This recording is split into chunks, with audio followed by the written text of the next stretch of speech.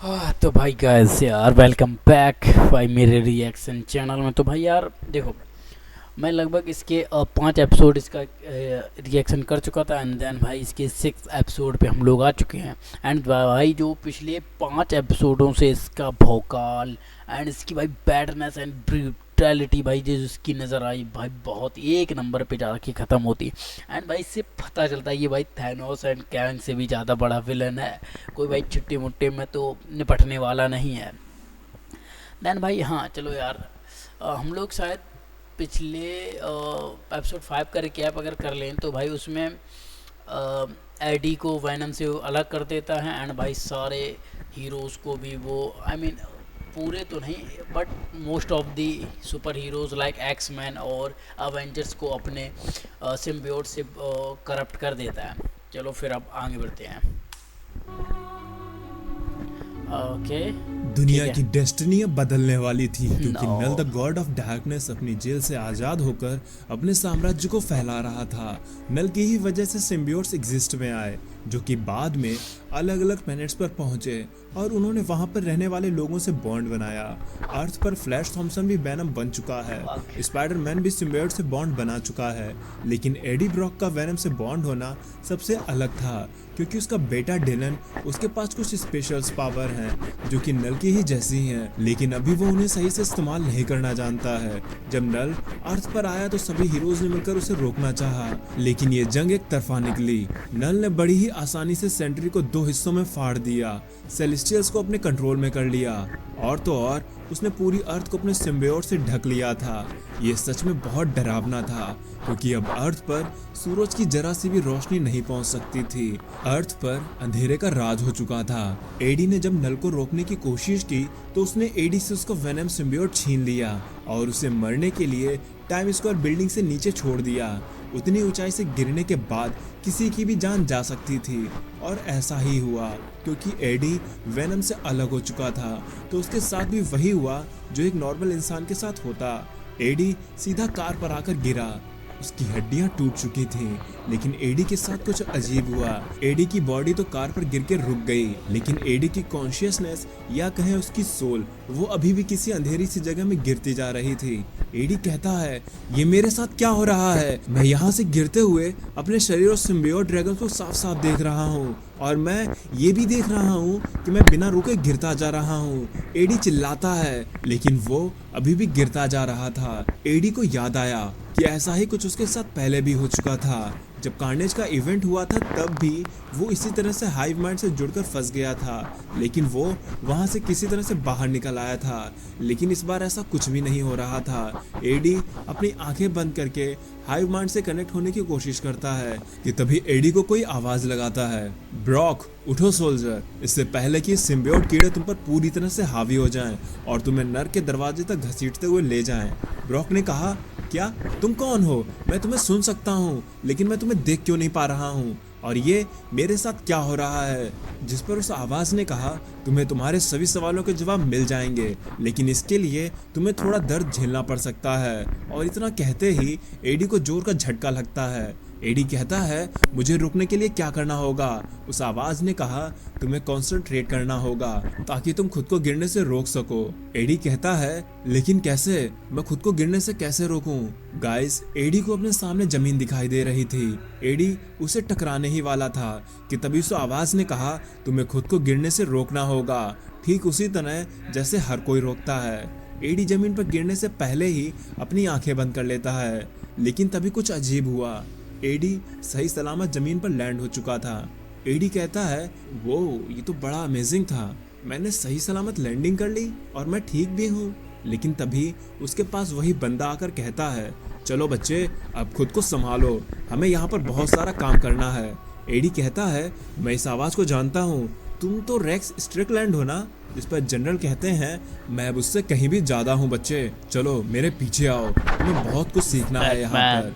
AD उस जगह के बारे में कुछ भी नहीं समझ पा रहा था क्योंकि अभी वो एक अंधेरे में था और अब उसके सामने ठीक अर्थ जैसी ही एक जगह थी।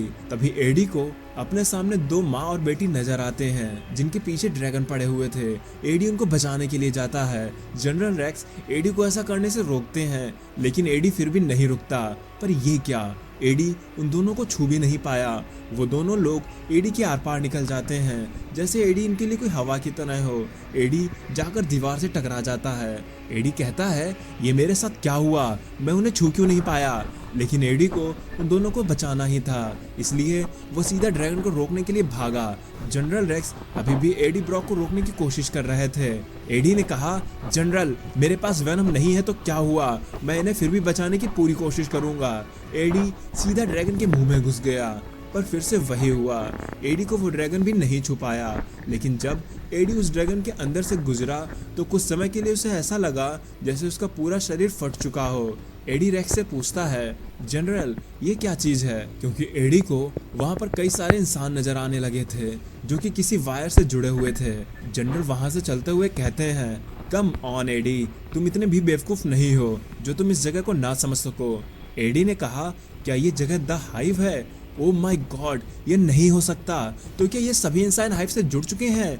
रेक्स ने कहा, हाँ ये सभी, और आई एम सॉरी पर यहाँ सिर्फ सिविलियंस ही नहीं हैं, यहाँ उनके प्रोटेक्टर भी हैं। एडी देखता है उस जगह पर storm, the thing, captain America, magneto जैसे कई सारे हीरोज भी मौजूद थे जो कि हाइव का हिस्सा बन चुके थे। एडी ने कहा, द थिंग, कैप्टन ये नहीं हो सकता, मुझे ऐसा होने से रोकना होगा। तब रेक्स ने कहा, बच्चे तुम अब कुछ भी नहीं कर सकते हो। एडी ने गुस्साते हुए कहा, तुम गलत हो रेक्स, हम बस इस जगह पर फंस चुके हैं, हमें कुछ करना होगा। रेक्स ने कहा, तुम्हें पहले इस जगह को समझना होगा, खुद को तो देखो, तुम तो अपने शरीर पर एक शर्ट भी नहीं बना पा रहे हो। ये सब जो तुम अपने आसपास देख रहे हो ये बस एक मेमोरी की तरह है, एक कोडेक्स जो कि इंफॉर्मेशन की तरह इधर उधर दौड़ रहा है, ये सब रियल नहीं है। एडी ने कहा, तो फिर मैं और तुम इस जगह पर इतनी आसानी से कैसे घूम रहे हैं? तो रेक्स ने कहा, ये बात तो मुझे भी नहीं पता, पर मुझे ऐसा लगता है कि ये शायद इस वजह से है क्योंकि एक वक्त में मैं और तुम और बाकी के कुछ लोग वेनम सिम्बियोट से बॉन्ड हो चुके हैं और हम लोग ने इनसे कहीं ज्यादा देर तक इन सिम्बियोट से बॉन्ड बनाया था, इसलिए हम सब इस तरह से यहाँ आजाद हैं। तुम मेरे साथ चलो, तुम्हें यहाँ कुछ मेरे सिम्बियोट दोस्त भी मिलेंगे। जिस पर एडी ने कहा, नहीं, मुझे मेरी बॉडी के पास जाना है ताकि मैं सब कुछ ठीक कर सकूं। रेक्स ने कहा, तुम्हारी बॉडी के पास जाकर भी कुछ नहीं होगा, लेकिन तुम ऐसा अगर चाहते ही हो तो मैं तुम्हें वहां पर जरूर ले जाऊंगा। रेक्स एडी को लेकर उसकी बॉडी के पास आ जाता है जहां पर एडी मर चुका था और डिलन एडी के पास बैठकर रो रहा था। एडी कहता है, डिलन मेरी तरफ देखो बेटा, मैं तुम्हारे ठीक सामने हूँ, मैं सब कुछ ठीक कर दूंगा। इतना कहकर एडी ने अपने बेटे के सर पर हाथ रखकर उसे फेरना चाहा, लेकिन एडी उसे छू भी नहीं पाया। ये सच में बहुत दर्दनाक था। जब आप सब कुछ देख सकते हो, उन्हें सुन सकते हो, पर आपको वो ना तो सुन सकते हैं और ना ही देख सकते हैं, तब आप बस तड़प कर रह जाते हो। शायद मरने के बाद भी यही होता होगा, हमारी सोल भी इसी तरह से तड़पती होगी।